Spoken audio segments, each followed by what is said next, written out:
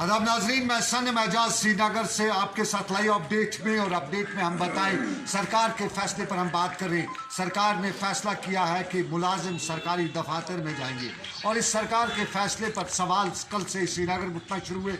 सवाल नंबर 1 ये उठाया गया कि क्या सरकारी मुलाजिम जिसको दफ्तर जाना पड़ेगा वो जाएगा तो किस में जाएगा, उसके पास ट्रांसपोर्ट की फैसिलिटी है, क्योंकि आज की डेट में कोई किसी को लिफ्ट तक भी नहीं देता है, तो जाएगा कैसे? पैदल जाएगा 8 किलोमीटर 10 किलोमीटर सुबह 8-10 किलोमीटर शाम। वो अलग बात है कि इस 8-10 किलोमीटर उसकी सेहत बनेगी, लेकिन सवाल है कि खवातीन महिलाएं क्या करेंगी, ये एक सवाल। और दूसरा सवाल ये भी उठाया जा रहा है कि दफ्तर तो मुलाजिम जाएगा लेकिन दिन भर वहाँ करेगा क्या, क्योंकि जब आवाम दफ्तर तक नहीं पहुँच पाएगी तो वहाँ पर उसका काम क्या है। और फिर एजुकेशन की बात की जा रही है कि स्कूल इदारे खोले जाएंगे 15 से, और इधर बात ये भी चल रही है कि सरकार के स्कूलों को क्वारंटीन सेंटर्स बनाया जा रहा है।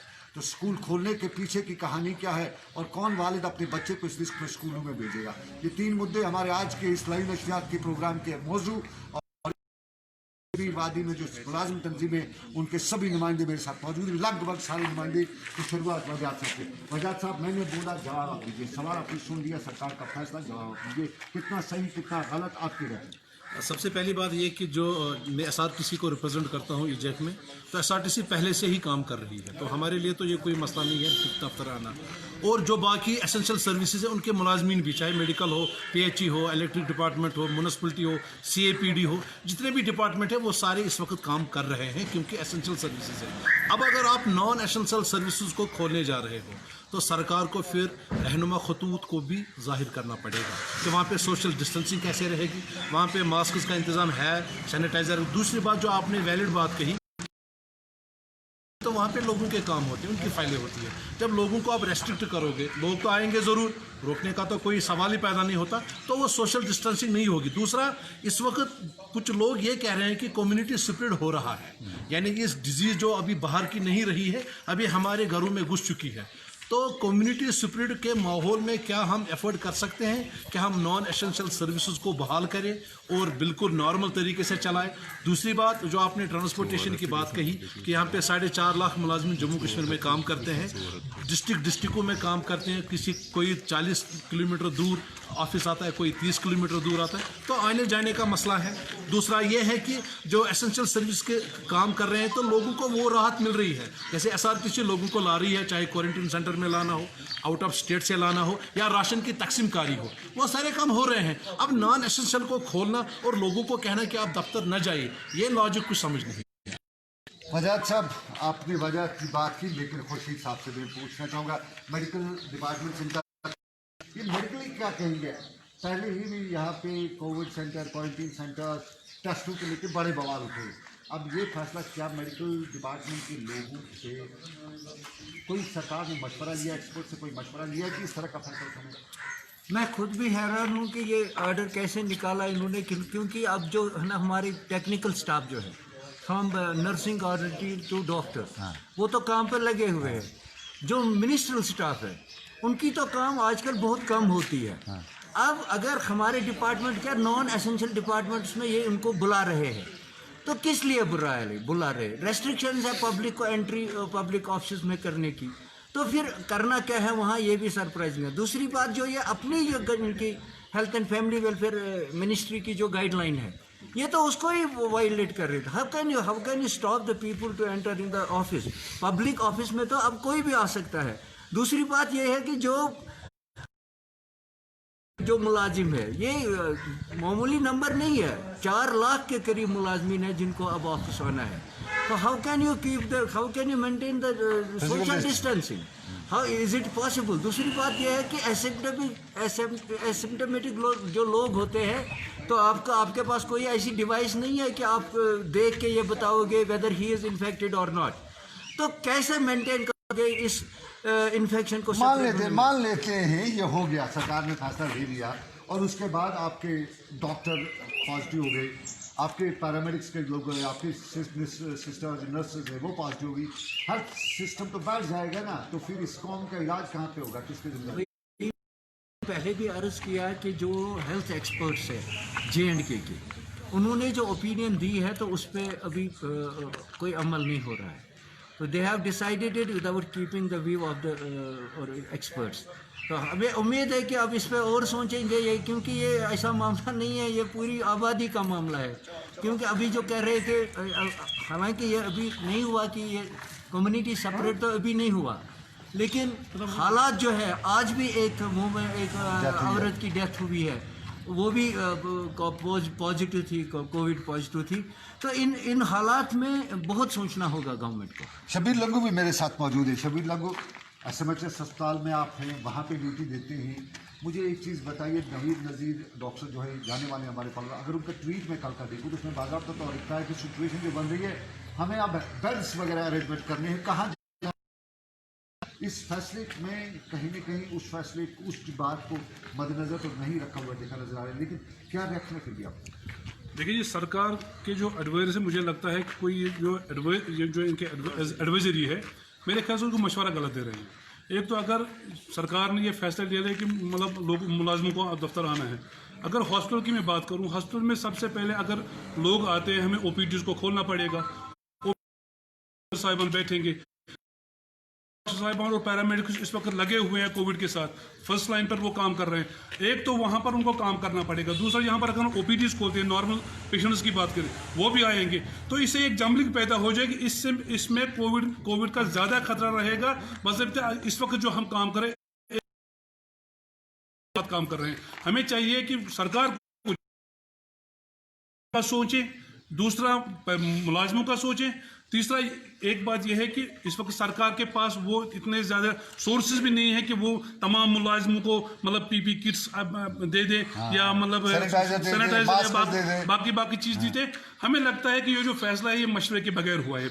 मशवरे के बगैर हुआ। साफ लगता है कि एक कमरे में बैठ के कुछ लोगों ने शायद मशवरा किया है, और चूंकि ये इनकी अपनी राय है, इनको लगता है हमारा इस राय से कोई भी इत्फाक नहीं है, ये इनकी अपनी राय है और हर शख्स की अपनी अपनी राय होती है। लेकिन अब एजुकेशन की बात करें, मुझे याद है मेरा बच्चा 1 अगस्त को स्कूल गया है पिछले साल 2019 में, अब अगस्त आने वाला है, अभी वो उसके बाद स्कूल नहीं गया है, लेकिन एजुकेशन डिपार्टमेंट 15 जून को खोलने जा रहा है।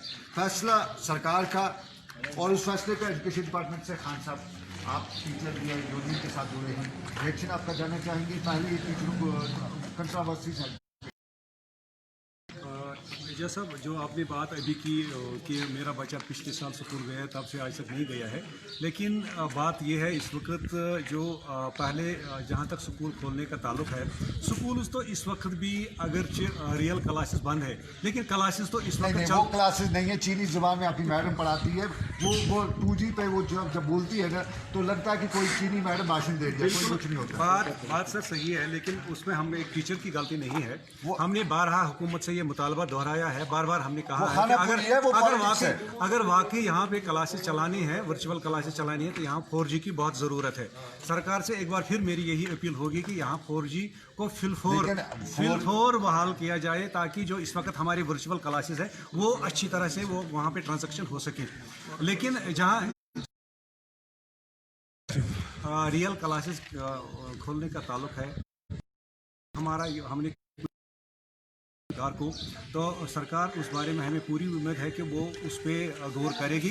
तो इंशाल्लाह बाकी जो हमारे उसातिज़ा किराम हैं, उसातिज़ा किराम बिल्कुल इस बात के लिए तैयार है। लेकिन आपके माध्यम से मैं इस वक्त ये कब फैसला होगा स्कूल खोलने का, बच्चों को स्कूल आने का, लेकिन इस वक्त तो जहाँ तक वर्चुअल क्लासेस की जो ट्रांजैक्शन है, मेरी खुसूसन जो हमारे रूरल एरियाज़ में जो लोग हैं, पेरेंट्स हैं, बच्चों के जो वालिदीन हैं, उनसे आपके माध्यम से मैं उनको अपील करना चाहता हूँ कि वो अपने बच्चों को, ये जो इस वक्त वर्चुअल क्लासेस चल रहे हैं, वो अपने बच्चों को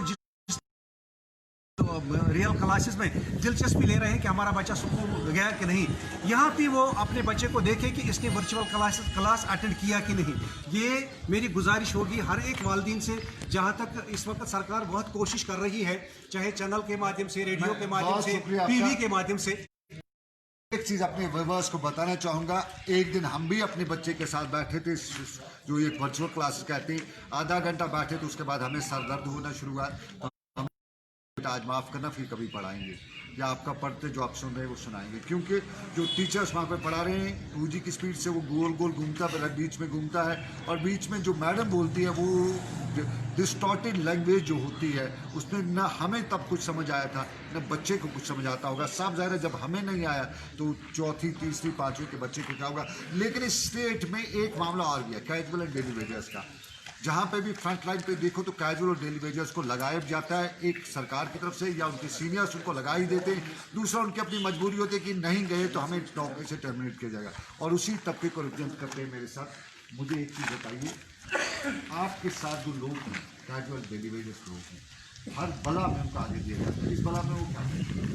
अगर आप मेरे तो यहाँ के 85% जो काम है यहाँ के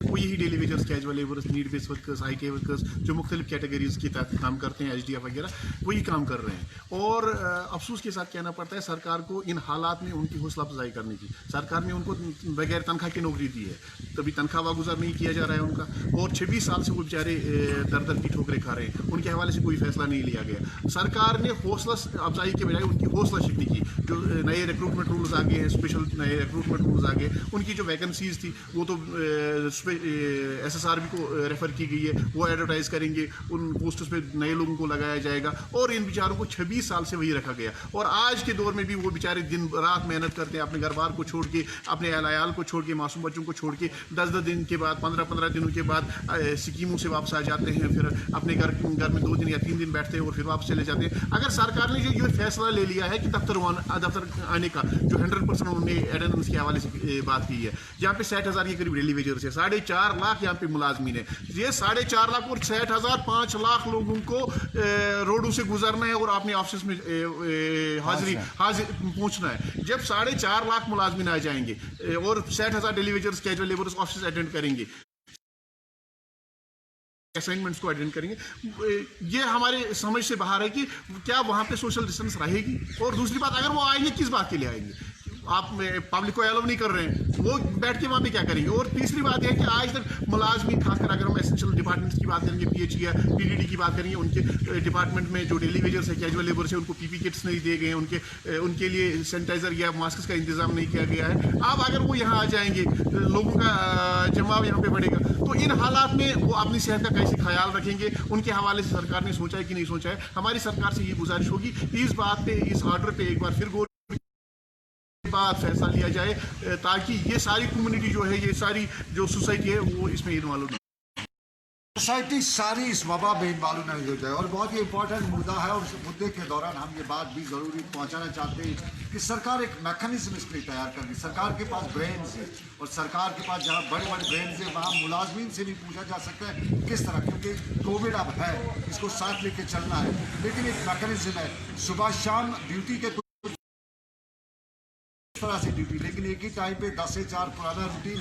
जब दुनिया बदल रही है, कोविड ने सबको बदला, तो रूटीन की प्रैक्टिस भी बदली जा सकती है। मशवरा, क्योंकि मशवरे से ही कोई काम बेहतर निकल सकता है। लेकिन फिलहाल श्रीनगर से मैं आपको इजाज़त चाहूँगा, इस उम्मीद के साथ, इस वादे के साथ कि ऊपर वाले की रही मर्जी, आपसे फिर करेंगे मुलाकात। आप रखिए अपना ख्याल। अल्लाह आपका, मेरा सबका निगहबान हो। अल्लाह हाफ़िज़।